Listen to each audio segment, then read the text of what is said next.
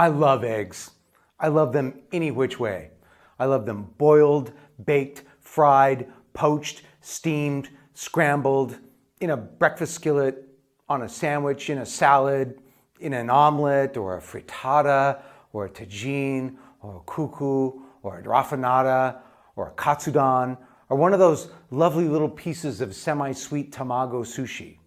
So many great ways to have eggs because they're such a wonderful, perfect, versatile food that you can use in some. Eggs are very high in saturated fat and cholesterol, and these two things are major risk factors when it comes to heart disease development. Consuming even just one egg a day is significantly associated with a shorter lifespan. A new study shows foods like eggs and meat can raise the risk of heart disease. That's because of the way we digest them. As I noted last year, the Harvard Nurses' Health Study found that the daily consumption of the amount of cholesterol found in just a single egg appeared to cut a woman's life short as much as smoking 25,000 cigarettes. So, I'm going to die, but not from this.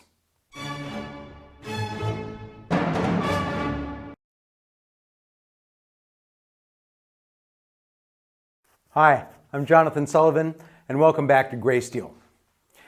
Eggs were invented back in the 1960s, along with Captain Crunch, Wonder Bread, thalidomide, and Virginia Slims, as part of an evil global conspiracy to sap and impurify our precious.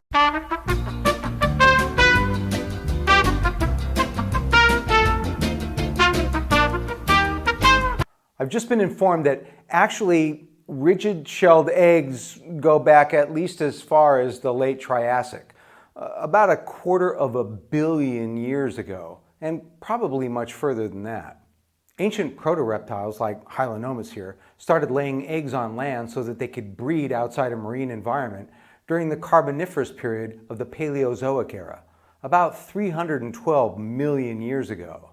And eggs have been getting stolen and eaten ever since. Eggs have been eaten by humans since before the dawn of history. And as far as I know, there isn't a single culture on Earth that doesn't at least occasionally consume eggs in some fashion or another. Although they are, of course, eschewed by some people on religious or ethical grounds. Eggs were a staple of hunter-gatherer and pastoral nomadic societies. And when humans settled down into the first agrarian societies and the first civilizations, eggs remained an important renewable source of protein and fat to round out the human diet. It was only during the second half of the 20th century that eggs fell under suspicion, indicted by the lipid hypothesis of heart disease. I'm not going to go into this in any detail today, but for several decades, the reasoning went like this. 1. Cardiovascular disease is manifested by the accumulation of plaques in important vascular trees, like those serving the heart and brain. These plaques narrow the lumen of an artery, and they can eventually fissure and crack, exposing a fatty interior and causing a clot to form. This clot can lead to heart attack and stroke. 2.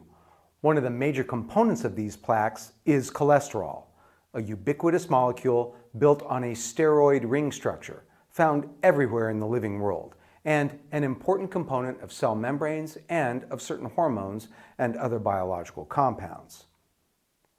3. Since the plaques are rich in cholesterol, the thinking goes, cholesterol in the diet, along with high levels of saturated fat, contributes to heart disease. And so, 4. Don't eat eggs. This is a great narrative because it's pretty simple and straightforward, and it hangs together and it makes sense, like a Stephen King novel. Unfortunately, just because something tells a good story and makes sense doesn't necessarily make it true.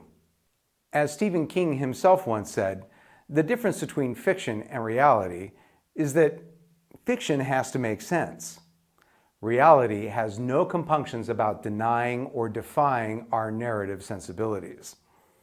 The Stand tells a pretty good story and makes sense. JAMA is not so entertaining. So as it turns out, the lipid hypothesis, while it's a heck of a good story, may be just that, or it may not be.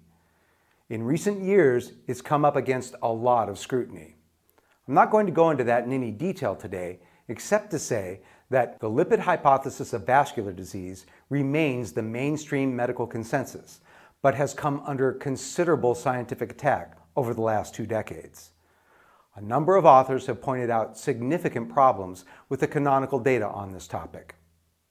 And a number of meta-analyses have produced results that directly challenge the view that saturated fat or cholesterol in the diet predisposes to heart disease or stroke in otherwise healthy subjects. So all of that will need some unpacking in future episodes. For now, what's the deal with eggs? Not in theory, but in actual eggy-weggy, scramby-delicious, cheesy omelette-y, deviled, poached, boiled, fried, over-easy practice. You can do whatever you like with these. Eggy wigs. I would like to smash them and pick them all up and throw out. Fucking hell. Well, in short, it looks like when we actually observe what actually happens when actual people eat actual eggs, it seems like they may not be little oblate spheroids of death after all. Chicken eggs are the most common type eaten in Western societies, and each one of these little beauties provides about 80 calories of food energy, 7 or 8 grams of protein, about 5 grams of fat, and very healthy amounts of vitamin A, riboflavin, vitamin B12, choline, phosphorus, vitamin D, zinc, and pantothenic acid. Depending on the diet of the laying hens, they may also contain very healthy amounts of omega-3 fatty acids. The yolk contains about 60% of the recommended daily allowance of cholesterol, which is a lot, and of course that's why people freaked out about eggs in the 80s. But hey, it was the Cold War. We were really nervous about a lot of stuff. The data on egg consumption and the risk of metabolic or cardiovascular disease is decidedly mixed. Older studies tend to show a slight to moderate increase in the risk of type 2 diabetes or heart disease.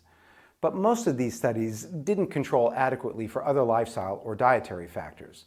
And a growing body of more recent work suggests that egg consumption doesn't contribute to the development of heart disease at all. For example, the Harvard study, published in 1989, which had more than 120,000 human subjects, concluded that consumption of up to 1 egg per day is unlikely to have substantial overall impact on the risk of coronary heart disease or stroke among healthy men and women. A Chinese dose-response meta-analysis of prospective cohort studies by Rong et al., published in the British Medical Journal in 2013, found no association between the consumption of up to 1 egg per day and heart disease or stroke, except in diabetic patients. A 2015 Finnish study of more than 2,000 men from the Kuopio Ischemic Heart Disease Risk Factor Study found that higher egg intake was actually associated with a decreased risk of type 2 diabetes.